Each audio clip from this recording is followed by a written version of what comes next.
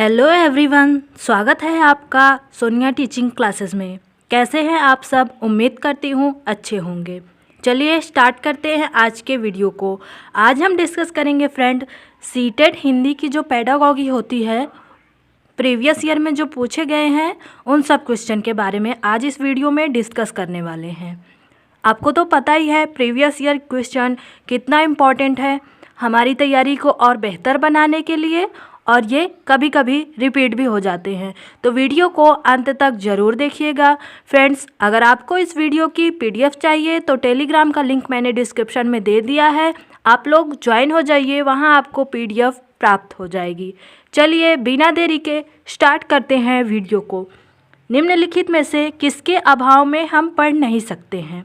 Options है लिपि से परिचय, 12 खड़ी से परिचय, वर्णमाला की क्रमबद्धता का ज्ञान, संयुक्ताक्षरों का ज्ञान।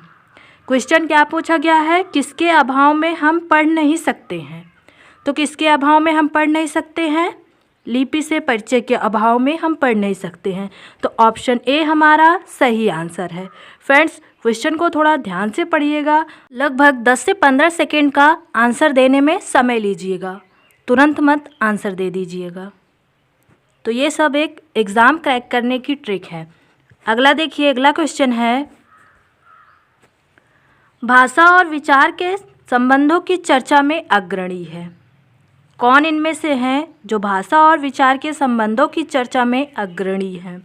पियाजे, स्किनर, चोम्स्की या वाइगोत्स्की?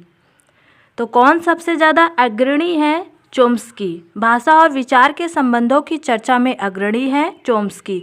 तो ऑप्शन सी हमारा सही आंसर है। अगला देखिए, अगला है, सिद्धार्थ की माँ ने अपने परिवार के सदस्यों से अनुरोध किया है कि वे घर में एक ही भाषा का प्रयोग करें जिससे कि सिद्धार्थ का भाषाई विकास ठीक से हो। उनके बारे में आप क्या कहेंगे? ऑप्शंस हैं, वह सिद्धार्थ को समृद्ध भाषिक परिवेश से वंचित कर रही हैं, वह सिद्धार्थ के भाषिक परिवेश में किसी प्रकार का अवरोध नहीं चाहती, वह सिद्धार्थ के भाषाई विकास के लिए विशेष प्रयत्न कर रही हैं, वह भाषा अर्जन के सिद्धांतों की गहरी समझ रखती हैं।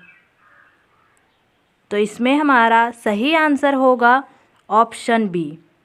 सिद्धार्थ की माँ ने अपने परिवार के सदस्यों से अनुरोध किया है कि वे घर में एक ही भाषा का प्रयोग करें जिससे कि सिद्धार्थ का भाषाई विकास ठीक से हो। तो उनका यह अनुरोध दर्शाता है कि वह सिद्धार्थ के भाषिक परिवेश में किसी प्रकार का अवरोध नहीं चाहती हैं, यानी सिद्धार्थ का भाषाई विकास अच्छे से हो। तो ऑप्शन बी सही आंसर है। अगला देखिए, प्राथमिक स्तर पर भाषा शिक्षण के संदर्भ में सर्वाधिक महत्वपूर्ण है कि बच्चे लिखी या छपी सामग्री का अर्थ समझ सकें, लिखी या छपी सामग्री को बोल बोल कर पढ़ सके, अक्षरों को जोड़ जोड़ कर पढ़ सके, शब्दों को जोड़ जोड़ कर वाक्य पढ़ सके।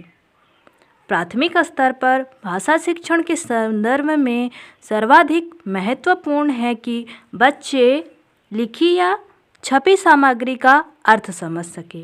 तो ऑप्शन ए हमारा सही आंसर है, ध्यान रखिएगा। अगला देखिए, प्राथमिक स्तर पर लेखन क्षमता के संदर्भ में सर्वाधिक महत्वपूर्ण है वर्तनी, मौलिक विचार, श्रुतलेख या सुलेख? प्राथमिक स्तर पर लेखन क्षमता के संदर्भ में सर्वाधिक महत्वपूर्ण श्रुतलेख को माना गया है। तो इस प्रश्न का ऑप्शन सी सही आंसर होगा, ध्यान रखिएगा। अगला देखिए, निम्नलिखित में से कौन सी गतिविधि श्रवण एवं वाचन कौशल के विकास के लिए सर्वाधिक उपयुक्त होगी? ऑप्शंस हैं, रेडियो समाचार सुनाना, कहानी सुनाकर उस पर बच्चों की प्रतिक्रिया जानना, हाव भाव के साथ कविता बुलवाना, प्रश्नोत्तर सत्र आयोजन करना। निम्नलिखित में से कौन सी गतिविधि श्रवण और वाचन कौशल के विकास के लिए सर्वाधिक महत्वपूर्ण है? कौन सी विधि है? ऑप्शन बी वाली। ऑप्शन बी क्या कहता है? कहानी सुनाकर उस पर बच्चों की प्रतिक्रिया जानना, ध्यान रखिएगा। अगला देखिए,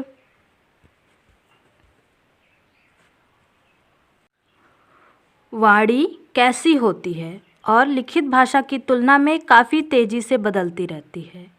ऑप्शंस है गौड़, स्थिर, अस्थाई, स्थाई। वाणी जो है वह अस्थाई है, जो लिखित भाषा की तुलना में काफ़ी तेज़ी से बदलती रहती है। लिखित भाषा तो जल्दी से नहीं बदली जा सकती, जो एक बार लिख उठा है वह कुछ दिन तक के लिए मान्य हो जाएगा, लेकिन वाणी तो अस्थाई है। वह अभी कुछ और बोला, अगले ही पल कुछ और बोल देंगे, तो इसलिए वाणी को अस्थाई कहा गया है। ध्यान रखिएगा, ऑप्शन सी सही आंसर है। अगला देखिए,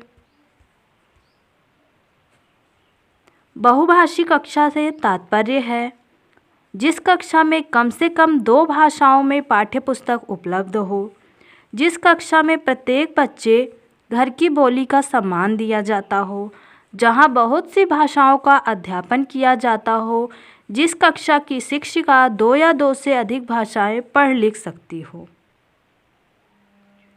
बहुभाषी कक्षा से तात्पर्य है जिस कक्षा में प्रत्येक बच्चे की घर की बोली को सम्मान दिया जाता हो।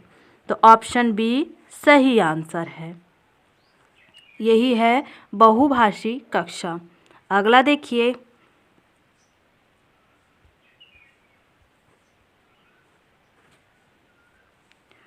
संज्ञान के स्तर पर विकसित डैश अन्य भाषाओं में आसानी से अनूदित होती रहती है। क्या अनूदित होती रहती है, यानी क्या दिखाई देती रहती है आसानी से। अनूदित का मतलब यहाँ होगा दिखाई देना। क्या होगा? दिखाई देना। देखिए ऑप्शन देखिए, ज्ञान क्षमता, व्याकरण क्षमता, भाषा क्षमता या तर्क क्षमता। संज्ञान के स्तर पर विकसित भाषा क्षमता अन्य भाषाओं में आसानी से दिखाई देती रहती है। तो ऑप्शन सी सही आंसर है, ध्यान रखिएगा। अगला देखिए, भाषा शिक्षण को डैश संदर्भ में रखकर देखने की आवश्यकता होती है। ऑप्शंस हैं आर्थिक, बहुभाषिक, सांस्कृतिक या नैतिक। भाषा शिक्षण को अभी हमने इसी तरह ऊपर एक क्वेश्चन सॉल्व किया ना, तो वही है यहाँ पर, बहुभाषी संदर्भ में रखकर देखने की आवश्यकता है। तो ऑप्शन बी हमारा सही आंसर है। अगला देखिए, पूरी पाठ्यचर्या में डैश के स्थान पर क्या होगा? में भाषा की भूमिका को अनदेखा नहीं किया जा सकता। मूल्य निर्माण, ज्ञान निर्माण, व्याकरण निर्माण या आकलन निर्माण। पूरी पाठ्यचर्या में किसको भाषा की भूमिका में अनदेखा नहीं किया जा सकता? तो वह है मूल्य निर्माण। ऑप्शन ए हमारा सही आंसर है। अगला देखिए, प्राथमिक कक्षाओं के भाषा शिक्षक होने के नाते आपकी सर्वाधिक महत्वपूर्ण भूमिका क्या होगी? बच्चों को वाद विवाद के लिए तैयार करना, बच्चे के भाषाई क्षमता के विकास के लिए तरह तरह के अवसर जुटाना, विद्यार्थियों को सर्वाधिक अंक प्राप्त करने के लिए तैयार करना, कक्षा में पाठ्यपुस्तक का अच्छी तरह से निर्वाह करना। प्राथमिक कक्षाओं के भाषा शिक्षक होने के नाते आपकी सर्वाधिक महत्वपूर्ण भूमिका होनी चाहिए बच्चे के भाषाई क्षमता के विकास के लिए तरह तरह के अवसर जुटाना। तो ऑप्शन बी हमारा सही आंसर है। अगला देखिए,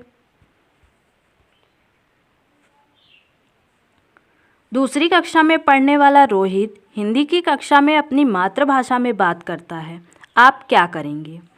उसकी भाषा को समझने की कोशिश करेंगे, बाकी बच्चों से उसकी भाषा सीखने के लिए कहेंगे, उसे डांटेंगे कि वह कक्षा में मातृभाषा का प्रयोग न करे, उसे बिल्कुल अनदेखा कर पढ़ाते रहेंगे। तो ये तीनों तो निगेटिव हैं, आपको पढ़ने से ही समझ में आ जाएंगे। ऑप्शन ए सही आंसर होगा। उसकी भाषा को समझने की कोशिश करेंगे।